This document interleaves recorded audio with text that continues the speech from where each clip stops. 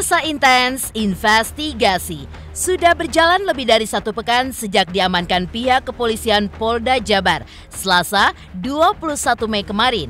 Peristiwa penangkapan diduga DPO dalam kasus penghilangan nyawa Vina Cirebon dan sang kekasih Eki, ditangkapnya Peggy alias Robi Irawan alias Peron, masih menimbulkan duka mendalam bagi keluarga besarnya.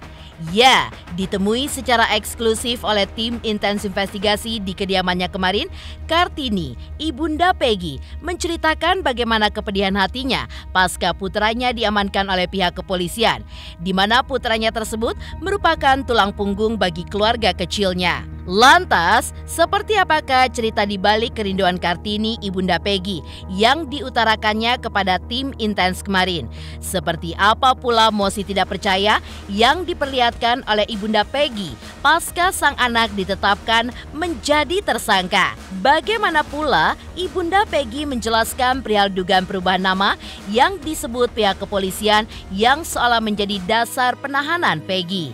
Benarkah pula pihak kuasa hukum akan mengambil langkah cepat untuk mengadu ke beberapa instansi pemerintah untuk meminta perlindungan hukum dan saksi korban kepada Peggy dan ibundanya? Pemirsa, bersama Intens Investigasi, kami hadirkan kabar terkini, terpercaya, dan teraktual. Tetapi sebelumnya, jangan lupa untuk like, subscribe, dan juga share channel YouTube ini.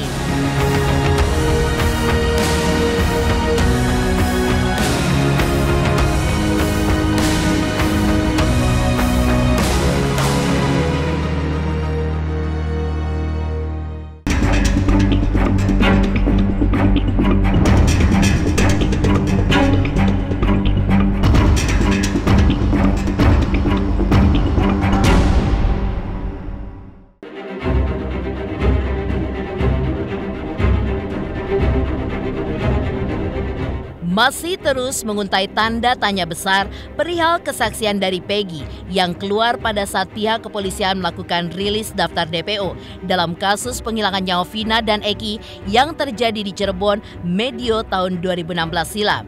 Memang sampai detik ini pun belum ada informasi jelas apakah pria yang disebut-sebut memiliki nama Peggy Setiawan tersebut benar adalah salah satu tersangka dalam kasus penghilangan nyawa yang bahkan telah difilmkan tersebut.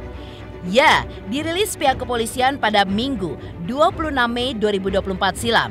Peggy yang saat itu mengenakan baju tahanan berwarna biru terlihat banyak menunduk dan kadangkala menghadapkan wajahnya ke arah kamera awak media sebelum akhirnya mengungkapkan bahwa dirinya tidak pernah melakukan pembunuhan, bahkan bersedia mati jika dia melakukannya. Hal tersebut seakan menjadi angin segar bagi pihak keluarga dan kuasa hukumnya yang seolah memiliki keyakinan jika Peggy betul-betul tidak pernah melakukan hal yang telah disebutkan tersebut. Dan benar saja, saat ditemui oleh tim intens investigasi secara eksklusif di kediamannya, Kartini, ibunda Peggy, masih berkeyakinan penuh jika anaknya tidak terlibat dalam kejadian yang seolah masih menimbulkan tanda tanya besar tersebut. Apalagi menurutnya, saat kejadian yang terjadi di medio tahun 2016 tersebut, putranya pun berada di Bandung, Jawa Barat dan tidak mengetahui sama sekali perihal kejadian yang menyebabkan hilangnya nyawa 2 orang anak muda tersebut. Dan saat ini kita sama-sama menyaksikan bahwa di sebelah saya telah berhasil diungkap satu tersangka lainnya, yaitu pengungkapan kasus dugaan tindak pidana turut serta melakukan pembunuhan berencana dan turut serta melakukan perbuatan kekerasan, memaksa anak melakukan persetubuhan dengannya, sebagaimana dimaksud dalam pasal 340 KUH Pidana, junto pasal 55 ayat 1 ke 1 KUH Pidana dan pasal 81 ayat 1 Undang-Undang RI nomor 35 tahun 2014 tentang perubahan atas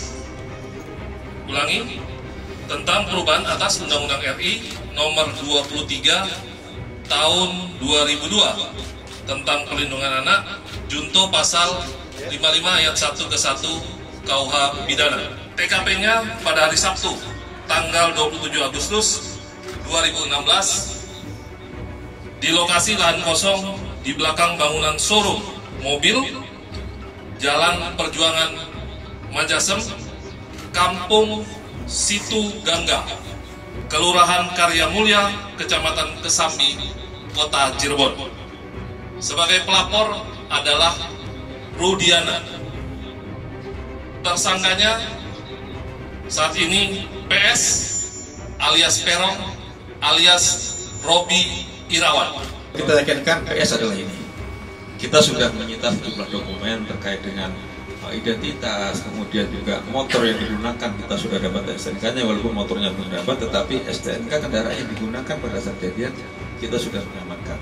Nah, kita meyakinkan ini dengan sejumlah dokumen, baik kartu keluarga, kemudian ijazah dan sebagainya, kita yakinkan bahwa ini adalah PS atau Peggy Setiawan.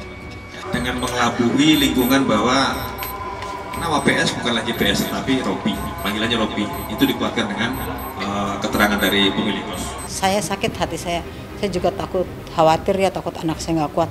Pas saya juga sempat saat itu badan saya juga seluruh tubuhnya udah lemas semua, sudah tidak berdaya. Pas waktu itu ngelihat kejadian, si Lucy ngomong, mah tenang, itu AA tenang, tegar, kok mama bisa kayak gini sih? Pas saya lihat, ya Allah, iya anak saya tegar banget, ya udah saya kembali tegar lagi demi anak saya. Ya emang saya sempat drop juga waktu itu. Saya juga nggak tahu lah pikirannya kemana-mana. Ya kata saya tuh, ya Allah, anak saya kayak gitu. Pas ngeliat anak saya bisa dengan lantangnya berbicara seperti itu, saya bangga sama anak saya bahwa dia bertanggung jawab karena dia tidak pernah melakukan kejahatan itu. Ya udah, ibu sih cuma begitu aja bisa ngomongnya, cuman ibu yang tahu itu Peggy tidak pernah melakukan itu, dan Peggy juga tidak pernah ikut geng-geng gitu aja. Tidak ada juga di Cirebon?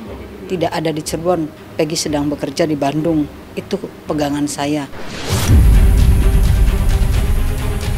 Ya, sebagai orang tua yang pastinya juga mengenal anaknya sejak kecil, Kartini pun juga menambahkan, sulung dari 4 bersaudara itu pun di matanya dikenal sebagai pribadi yang sangat baik dan bahkan memiliki tanggung jawab yang besar untuk keluarganya.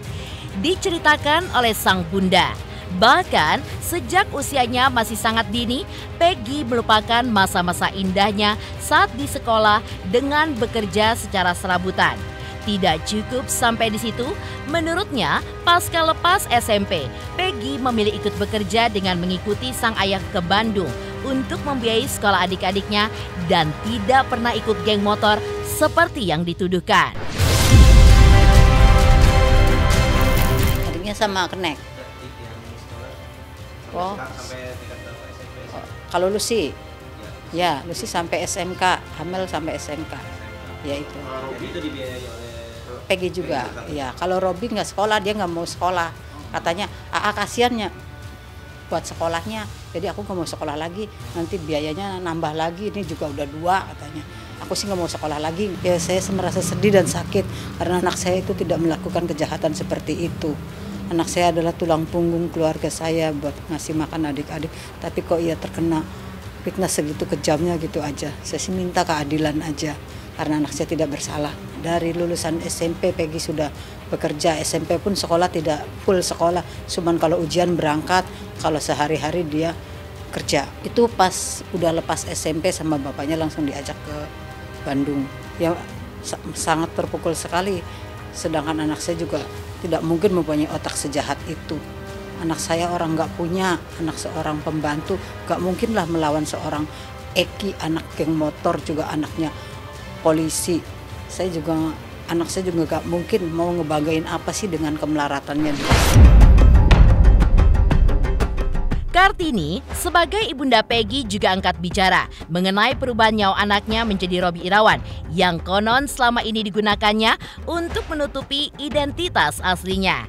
Ia pun menjelaskan nama tersebut sebenarnya adalah nama dari anaknya yang kedua atau adik dari Peggy yang memang diketahui digunakan sang anak untuk keren-kerenan saja. Kartini bahkan menambahkan, Robi sendiri juga mengikuti jejak sang kakak menjadi buruh mengikuti ayahnya di Bandung. Dan pada saat kejadian, mereka pun berada di sana. Iya. Anak berapa? Anak kedua. Adiknya Peggy. Iya. Berarti tidak ada yang disamarkan. Tidak ada, jadi itu cuman ya anak muda, namanya juga anak muda, jadi bahasa gaul gitu katanya.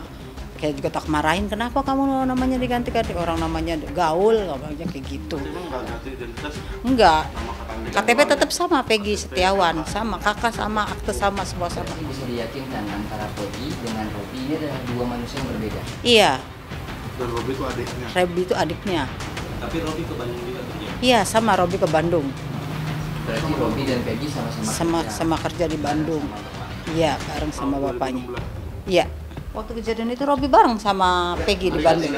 Oh, sekarang ada di sini. Sementara itu, sudah berjalan lebih dari 1 pekan sejak diamankan pihak kepolisian Polda Jabar pada Selasa 21 Mei 2024 silam. Peristiwa penangkapan DPO dalam kasus penghilangan nyawa Vina Cirebon dan sang kekasih memang masih menimbulkan duka mendalam bagi keluarga besarnya. Ditemui secara eksklusif oleh tim intens investigasi di kediamannya kemarin, Kartini pun menceritakan bagaimana kepedihan hatinya pasca ditinggal Peggy. Biasanya saat di rumah sering bercanda dengan adik-adiknya. Lantas, seperti inilah cerita di balik kerinduan Kartini ibunda Peggy yang diutarakannya kepada tim intens investigasi secara eksklusif kemarin. Ya kangen banget ya seorang ibu gimana lagi ngapain, makan belum, tidurnya ya khawatir tidurnya teratur enggak, sholatnya teratur enggak, soalnya dia tuh anaknya ya Allah nggak rokok, nggak minum, nggak rokok, nggak kopi, nggak pernah rokok, nggak pernah kopi dia tuh anaknya. Terus tuh paling ya minumnya es gudai aja ya, paling kalau pulang, kalau dia kerja di sini dia pulang, "Ma, makan sih Ma, ambilin," gitu aja, nanti tak ambilin. Terus udah gitu ganti, "Ma, apa ini gitu ya." Sekarang sih ya Allah nggak ada, kata saya tuh lagi ngapain di sananya. Ya kalau di rumah sama adik-adiknya suka bercanda. Ya biasa sehari-hari bercandaan sama kakak adik ya. Gimana lah sama yang cewek sama yang cowok tuh kalau bercanda tuh ya Allah, saya tuh biar nggak ada bapaknya juga melihat anak bahagia tuh senang banget. Lebih lanjut, melalui kuasa hukumnya, Kartini pun juga mengaku akan meminta bantuan ke beberapa instansi terkait, termasuk diantaranya Kompolnas, Komnas HAM, DPR RI Komisi 3, dan LPSK untuk mengadu terkait dugaan salah tangkap yang konon terjadi kepada Peggy Setiawan. Secepatnya sih, karena kita lagi menyusun, insya Allah. Makanya ini kan tadi saya bilang kan, satu yang kita utamakan dulu dalam waktu dekat untuk pra-peradilan. Yang kedua kita mengadu ke instansi terkait, itu pengaduan ke internal kepolisian juga dan ke di luar kayak Kompolnas, Komnas HAM, Komisi 3 minta perlindungan lah, perlindungan hukum. LPSK terutama untuk ibu ya. Betul. Di balik rasa kangennya sang bunda, hal yang cukup mencolok dalam kejadian ini adalah tindakan pihak kepolisian yang tiba-tiba menghapus 2 DPO lainnya. Lantas, seperti apakah pendapat pengamat hukum terkait hal tersebut? Pemirsa Intens Investigasi, jangan lupa saksikan terus Intens Investigasi. Dan pastikan jangan lupa untuk like, subscribe, share, dan komen jelang 3 juta subscribers channel Intens Investigasi.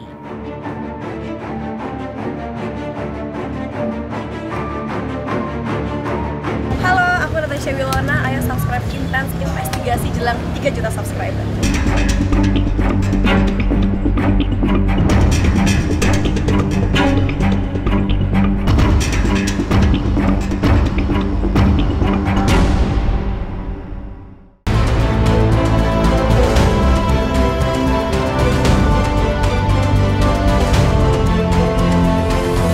Ya, seperti diketahui sebelumnya, dalam rilis pihak kepolisian yang menghadirkan Peggy Setiawan alias Robi Irawan alias Peron Di momen yang sama, pihak kepolisian Polda Jawa Barat juga menyatakan mencoret 2 nama DPO lainnya atas nama Dani dan Andi.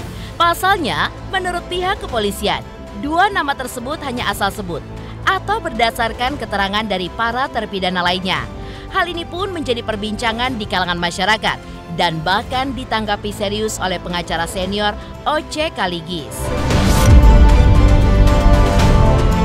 Saya tegaskan di sini rekan-rekan bahwa tersangka semua bukan 11 tapi 9, sehingga DPO hanya 1.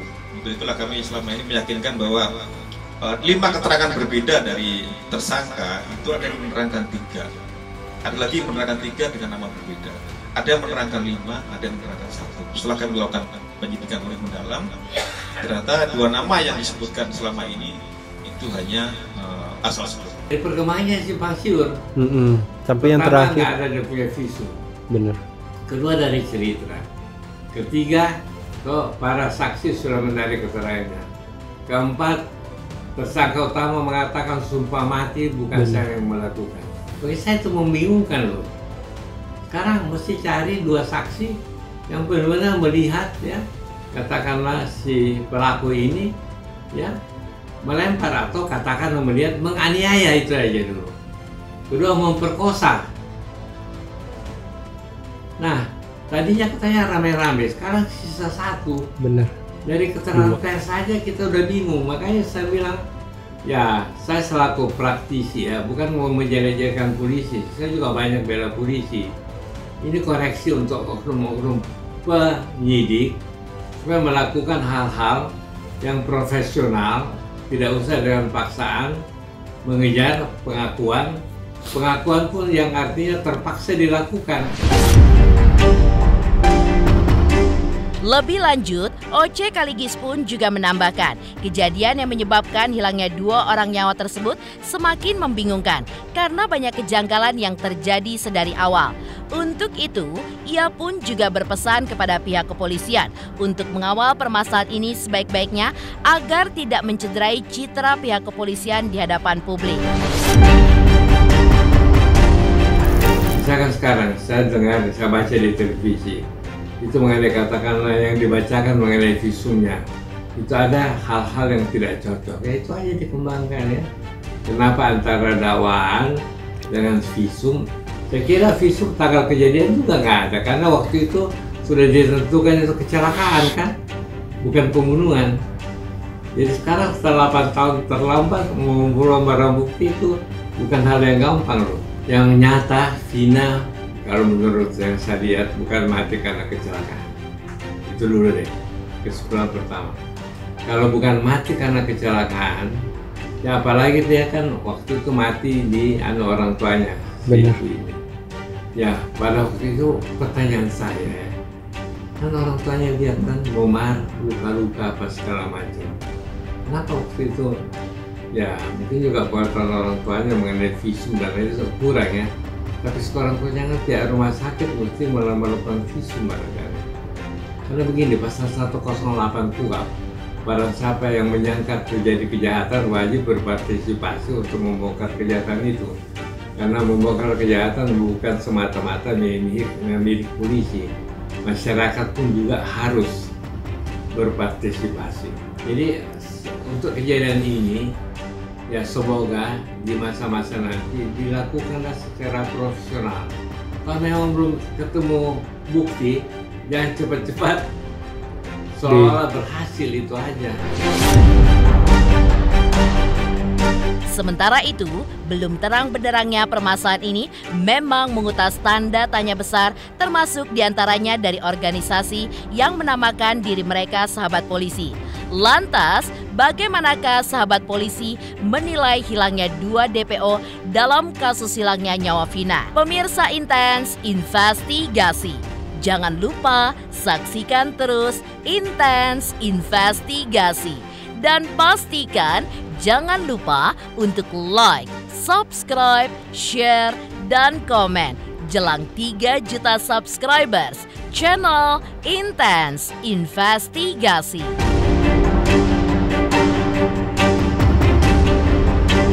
Halo, saya Doni Damara. Ayo, subscriber Intens Investigasi jelang 3 juta subscriber.